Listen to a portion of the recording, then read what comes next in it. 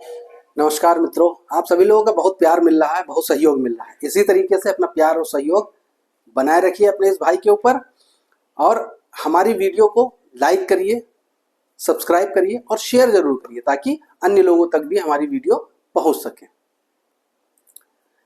ज्योतिष सीखे आसान भाषा एवं शैली सीरीज में आज हम लोग बात करेंगे वृष लग्न में जन्म लेने वाले जातकों की।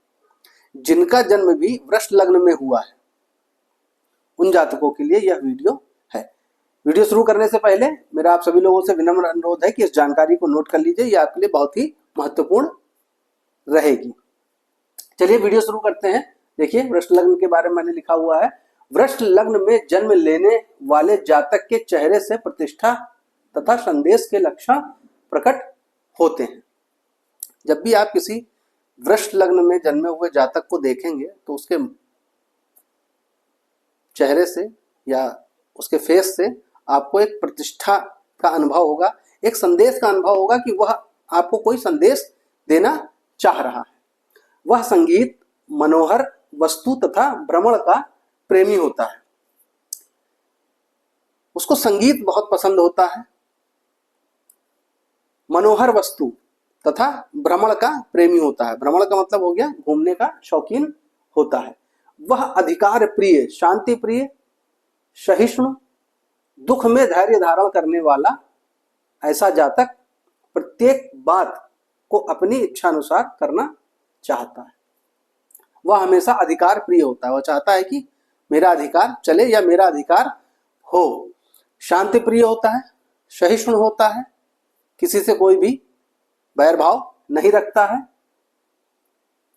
दुख में धैर्य धारण करने वाला होता है। अगर किसी भी प्रकार का दुख उसको आ रहा होता है या उसके परिवार में दुख आ रहा होता है तो धैर्य के साथ उस दुख को धारण करता है या उस दुख में धैर्य धारण करता है।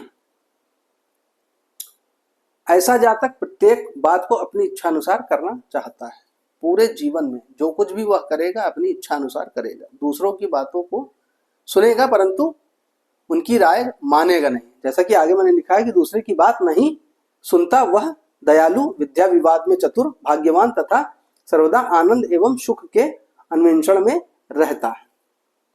वह दूसरों की बातें कदाचित नहीं सुनता है, अपनी इच्छा अनुसार कार्य करता है। दयालु प्रवृत्ति का होता है, विद्या विवाद में चतुर होता है, मतलब शास्त्रार्थ में चतुर होता है। भाग्यवान तथा सर्वदा आनंद एवं सुख के अन्वेषण में रहता है। कहाँ सुख मिलेगा, कहाँ आनंद मिलेगा, इसी की खोज में लगा रहता है। वह चित्त का बड़ा गंभीर, गाढ़ा और दूसरे को अपना विचार ज्ञात नहीं होने देता है। देखिए, बहुत बड़ा गुण है यहाँ पर। जिन जातकों का जन्म वृष लग्न में हुआ है उनके बारे में देखिए बहुत अच्छा लिखा हुआ है कि वह चित्त का बड़ा गंभीर, मतलब मन जो है वह उसका बहुत गंभीर होता है, बहुत गाढ़ा होता है। वह अपने विचार अपने फेस पर भी नहीं आने देता है और ना ही वो किसी से अपने विचारों को साझा करता है, बताता ही नहीं है, अपने विचार ज्ञात नहीं होने देता। वह विचारशील और शांत प्रकृति का होता है, बहुत ही विचारशील होता है, गहन मंथन करता है और शांत प्रकृति का होता है। आप हमेशा देखेंगे कि जो व्यक्ति शांत है वही विचारशील हो सकेगा।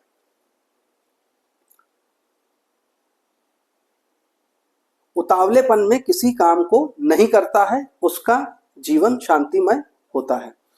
वृष लग्न में जन्म लेने वाले किसी भी जातक को आप कभी भी उतावलेपन में कार्य करते हुए नहीं देखेंगे।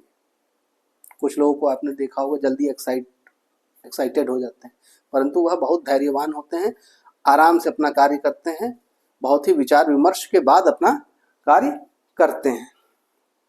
उसका जीवन शांतिमय होता है। अगर उतावलापन नहीं होगा तो जीवन शांतिमय होगा ही होगा, तो वह शांतिमय जीवन व्यतीत करता है। भाग्योदय प्राय एकाएक होता है।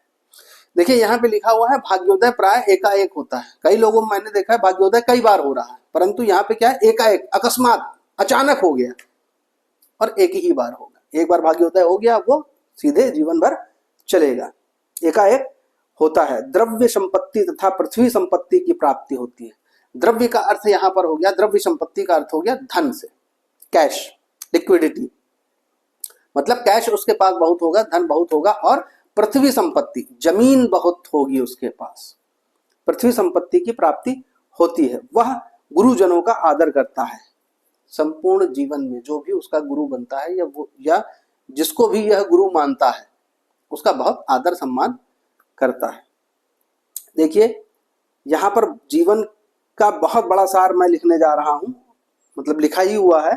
प्रारंभिक जीवन में अनेक यंत्रणाओं से पीड़ित रहता है, मतलब प्रारंभिक जीवन जो होता है बाल्यकाल से लेकर के किशोरावस्था तक बहुत सारी यंत्रणाओं में फंसा रहता है, बहुत सारा दुख उठाता है, परंतु बाद में विजयी होता है, लिखा है। बाद में विजयी का मतलब ये हो गया कि युवावस्था से लेकर के बाकी का जो जीवन होता है बहुत सुख संपन्न, धन मान यश के साथ व्यतीत होता है और अपने जीवन में संपूर्ण चीजों में विजयी होता है। यह वृष लग्न के बारे में संपूर्ण व्याख्यान था। अब हम लोग यहाँ पर देखिए, मैंने एक जन्म पत्रिका बना रखी है, यह वृष लग्न की जन्म पत्रिका है। नीचे शुभ ग्रह और अशुभ ग्रह लिख रखे हैं। ये क्यों लिख रखे हैं इसका भी मैं आपको बताता हूं।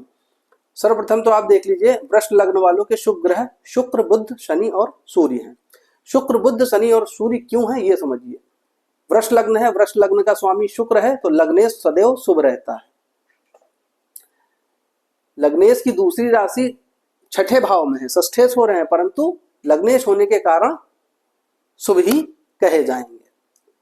बुध, पंचमेश बुध हो रहे हैं और द्वितीयेश बुध हो रहे हैं, तो बुध बहुत ही शुभ हो जा रहे हैं। शनि नवम भाव के स्वामी और दसम भाव के स्वामी, मतलब त्रिकोण और केंद्र दोनों के स्वामी हैं, तो शनि यहाँ पर अति शुभ हो रहे हैं, या फिर हम ये कह सकते हैं कि पूर्ण योगकारी हो रहे हैं। सूर्य चतुर्थ भाव के स्वामी हैं, चतुर्थेश बन रहे हैं, तो सूर्य यहाँ पर शुभ हो जा रहे हैं। अब मैं ये कह सकता हूं कि शुक्र, बुध, शनि और सूर्य की महादशा में वृष लग्न के जातक बहुत तेजी से तरक्की करेंगे और बहुत सुख भोगेंगे। अशुभ ग्रह चंद्रमा, गुरु और मंगल। चंद्रमा तृतीय भाव का स्वामी हो गया। तृतीय भाव से हम लोग पराक्रम देखते हैं, बल देखते हैं। कहने का तात्पर्य यह हो गया है कि आप कार्य में कितना बल लगाते हैं, कितना पराक्रम लगाते हैं। तो चंद्रमा की दशा में इस जातक को अथक प्रयास, अथक मेहनत करनी पड़ेगी और संघर्ष करना पड़ेगा अपने जीवन में, और संघर्ष ही दुख कहलाता है।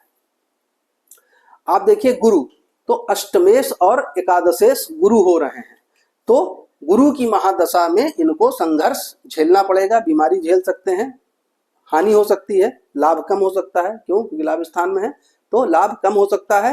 मंगल देख लीजिए, सप्तमेश और द्वादशेश बन रहे हैं मंगल, तो मंगल की दशा में भी दिक्कतों का सामना करना पड़ेगा, संघर्ष का सामना पड़ेगा। तो मैं वृष लग्न वालों से यह कहना चाहूंगा कि अभी मैंने देखिए यहाँ पे ग्रह नहीं बैठाए हैं, मैं सिर्फ वृष लग्न की बात कर रहा हूं और उस लग्न के अनुसार कौन कौन से ग्रह जो हैं वह शुभ और अशुभ हैं, किस किस ग्रह की महादशा में शुभ फल मिलेगा और किस ग्रह की महादशा में अशुभ फल मिलेगा, ये मैंने यहाँ पर बता दिया है।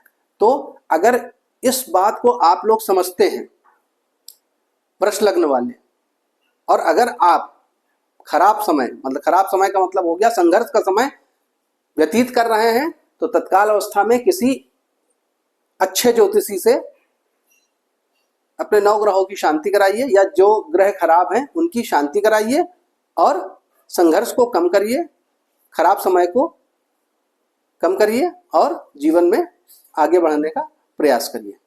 आज मैं अपनी वाणी को यहीं विराम दूंगा। नमस्कार, जय श्री राम।